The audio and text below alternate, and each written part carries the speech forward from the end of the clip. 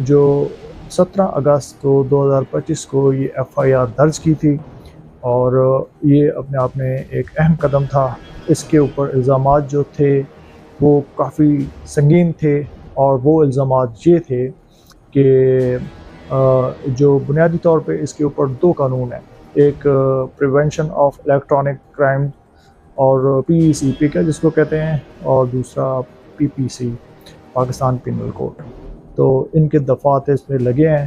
پیکا کے تحت جو الزامات ہیں وہ زیادہ تر ڈیجیٹل دنیا سے متعلق ہیں، جیسے الیکٹرانک جعل سازی، ڈیجیٹل طریقے سے دھوکہ دینا، اور الیکٹرانک فراڈ جیسے اسپیمنگ، اور یعنی غیر ضروری جو مواد ہے وہ پھینکنا، اور اسپوفنگ جو ہے اپنی اصل شناخت چھپا کر دھوکہ دینا۔ تو یہ کافی ٹیکنیکی الزامات ہیں۔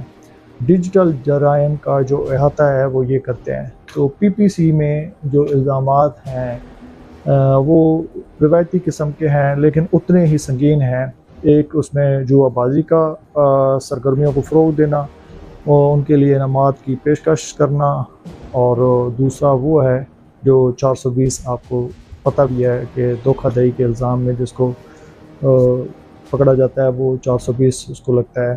تو ان میں سے کافی سارے الزامات اگر ثابت ہو جائیں تو اس میں ان کو 7 سال تک قید ہو سکتی ہے۔